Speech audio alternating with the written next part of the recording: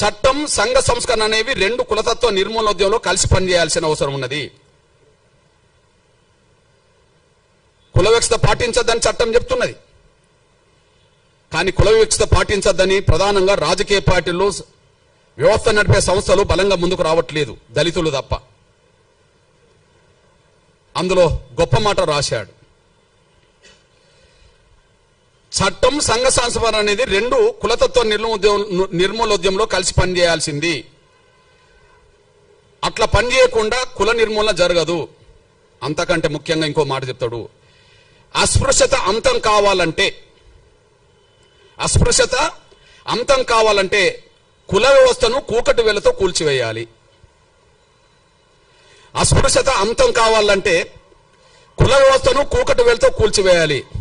ఎందుకంటే అస్పృశ్యతకు కుల వ్యవస్థే మూల కారణం. ఇది నేను రాసింది కాదు. ఇప్పుడు ఇచ్చిన సుప్రీంకోర్టు జడ్జీల కంటే పెద్ద ఆయన చీఫ్ జస్టిస్ హోదాలో 16/4/1968 ఈ ముందు మాట రాశాడు. మళ్ళీ చెప్తున్నా, అస్పృశ్యత అంతం కావాలంటే కుల వ్యవస్థను కూకటి వేలతో కూల్చివేయాలి. ఎందుకంటే అస్పృశ్యత కుల వ్యవస్థనే కారణం. కాబట్టి అస్పృశ్యతను తొలగించాలంటే కుల వ్యవస్థ నిర్మూలన జరగాలి. కాబట్టి కుల వ్యవస్థ రద్దు అయితే పోయేదేంది? కుల వ్యవస్థ ఉండాలని ఎవరు కోరుకుంటుంటే బహిరంగ రావాలి. అస్పృశ్యతకు మూల కారణం కుల వ్యవస్థ. కుల వ్యవస్థ రద్దు కాకుండా శాశ్వతంగా అస్పృశ్యత నిర్మూలన జరగదు.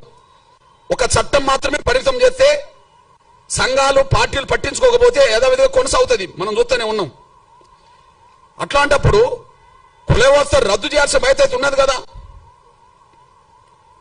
ఆ మేధావి చెప్పిన మాటకు విలువనివ్వాలి కదా. ఆయన సుప్రీంకోర్టు చీఫ్ జస్టిస్ కదా.